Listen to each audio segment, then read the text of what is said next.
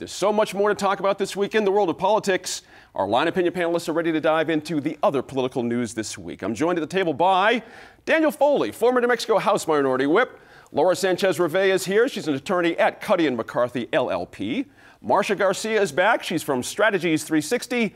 And one of our regulars, former State Representative Janice Arnold-Jones, is with us. Janice, the final presidential debate was held on Wednesday night. How do you think it was received by Republican voters specifically, here in New Mexico? I want to concentrate on our home front. How was it heard here? Well, I think that they are supporting the candidate, but I think that there's a lot of reservations. And as my colleague said, sometimes if he would just be quiet, that would be good. And he did a better job of that this time. He was more controlled. But I think most New Mexicans are still a little hungry for specifics on what's your policy. Gotcha. And as these forums went, I refuse to call them a debate because they're not.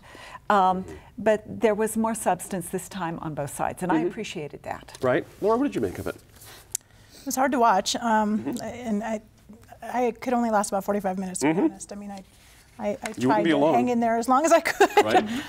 Of course, I'm not, I've already made up my mind, so for me it's not that important. But in any event, I do think that they stuck more to the issues, which is a big part of the debate, or the moderator format, providing actual specific questions, so that was good.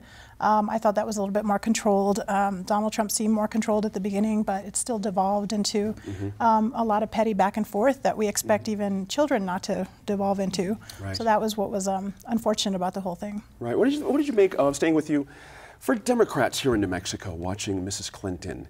Any big change there that you perceive? I didn't see. Yeah. I mean, I don't, from, anecdotally, Facebook and friends commenting, I don't think it shifted anybody's thinking at all. I think people were very, especially those that are pro-choice, were very happy about her strong stance on that issue. Right. Other issues that I think are strongly Democrat issues that they felt that she represented well. So I don't think that it was very, I don't think it changed things very much. I'm surprised that there are still people who are undecided at this point in the election. But I don't know that I didn't hear from many of them in New Mexico. That's right. Marcia, we've got, hanging out there, not that I want to get into the WikiLeaks stuff, but for Bernie folks, there's issues.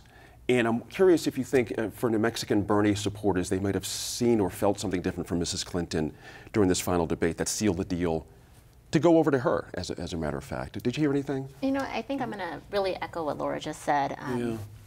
I think that Secretary Clinton was poised as always and had the facts ready to go.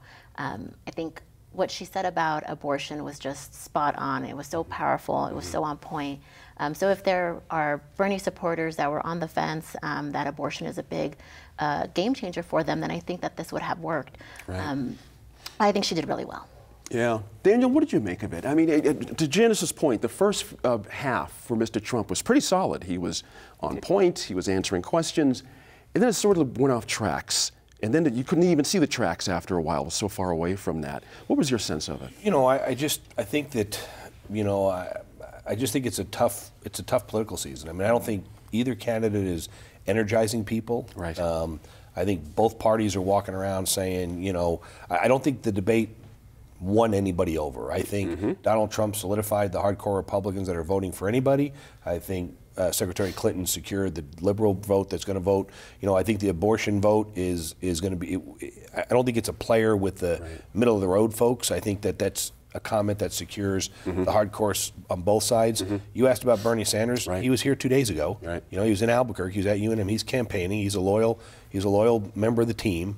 I'm not surprised that there's undecideds. I do think the only ray of hope is, if you're really an undecided person, there's not much that you don't know about Secretary Clinton's political past or her political philosophy.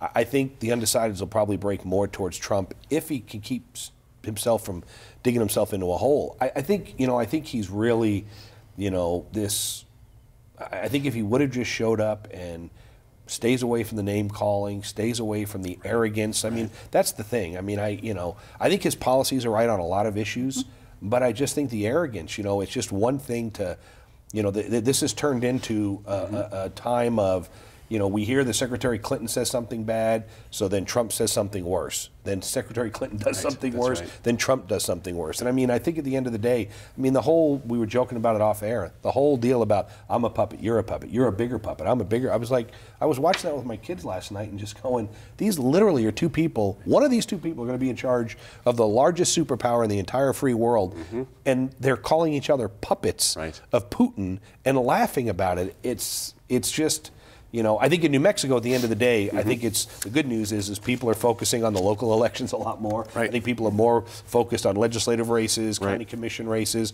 I'm seeing a lot more. Let's talk about that. That's a good transition. We'll go back to Laura on this. We've had another interesting thing this week. We had a mailer show up in a lot of folks' mailboxes. I appreciate the you just over there. Sent out by the state Republican Party, as a matter of fact, with the wording. The phrase, when Democrats win the election and you don't do your part to stop it, your neighbors will know. And a lot of folks are not happy about finding this in their mailbox. What did you make of that mailer? I think it was ill-conceived. I think they are trying to use, you know, shaming and blaming to try to move people. And that's a strategy that works in some cases, but I'm not surprised that it was not well received. I mean, people really thought that that was overstepping. And it's being compared to what Ted Cruz did in Iowa during the primaries, where they sent something out that actually looked much more official than this one did. It looked like it was a government document that said that there were voting violations because they didn't vote. And I think one of the problems with this, and one of the things that rubs me wrong, is that you know, they're kind of exploiting people's ignorance about the process and about, you know, whether their vote is actually public. And I think it probably scares people to think that someone's going to know how they voted. That's right. You know, that's people will know whether you voted, and that's been information that's been available. No matter what the facts are or not, what one can Janice get or not legally, it still freaks people out. You had the image of the woman looking through the blinds, you know what I mean, in the mail, the whole thing. Now the GOP says they did send it out. It's part of the game plan, it seems to me. What did you make of it? When I saw it, I thought, who put this out? And credit goes to Majority Strategies out of Florida, and their message is just wrong for New Mexico. And it really irritates me. And so some of us who are in the trenches will raise our hands, and sometimes they listen to you and sometimes they don't. But I think that on first blush that this was just a true misstep. And is anybody's vote going to be exposed? Heavens no. You know, but many people don't know that each year, you know, I can tell you, did you vote or did you not vote? But I can't tell you who you voted for. But this, it was a misstep. But it isn't the only one. And message in New Mexico is very nuanced. And so sometimes pulling in somebody from the East Coast just doesn't cut it, and that's where I'm going to lay this one. There you go. Marcia, you know, as Dan said a little bit ago, it's a tough season. It's a tough election right now. Is this over the line for you, this mailer? No, I think that it was a mistake. It should not have happened. I think it's angered a lot of people, and the fact that the New Mexico Republican Party, that their spokesperson hung up on a national reporter because they refused to answer questions about this mailer, it just goes to show how big of a mistake it was. I mean, there's definitely plenty of polling out there all over the country that shows, you know, that public responsibility is definitely a way to excite people to vote or make them a little bit more likely to vote. But using scare tactics or intimidation tactics, that's not the way to go. And I agree with what Janice just said. You know, New Mexico is we're different. New Mexico is different than, we're different than Texas, we're different than Colorado, we're different than Arizona. Those are our neighbors. So bringing in folks that don't know how to speak with New Mexicans or speak to New Mexicans, it was just a mistake. That's right. Daniel, what did you make of it when you saw this thing? Oh, I just think it just highlights how tone deaf the Republican Party is in New Mexico. I mean, this is just, you know, we have a candidate at the top of the ticket that, as we talked about just a moment ago, that is kind of arrogant, isn't warm and friendly. We have a lot of great legislative candidates running, a lot of great local candidates that are having to distance themselves from that, having to go out and explain why they're different than the guys at the top of the ticket, and that happens a lot. That's happened. You know, that's happened for Democrats. It's happened for Republicans. But then the party weighs in and does something like this, and now it's one more thing for you running for office, knocking doors, to have to answer. And I just think it just highlights that the party is not only tone deaf to the people in New Mexico, they're tone deaf to the hardworking candidates that are out there busting their butt, knocking doors. And Lord, does this also engender a "you did this, so I'm going to do this now" scenario? Do you know what I mean? Does this start from the Democratic Party? From Democrats, right? No, I mean, I can't imagine they're going to use something of scare tactics. I mean, you know, I think both sides have used I mean, I've been part of the Democratic Party before, and everybody sort of thinks about using creative strategies to do stuff, but I don't see this as being sort of an arms race to see who can, be more outlandish with mailers like this. Who can threaten you the most? Right, who can threaten you the most? I mean, that's just, and traditionally, I think if you look at elections, there's always the concern on the Republican side that there's voter fraud. There's always the concern on the Democrat side that there's disenfranchisement going on.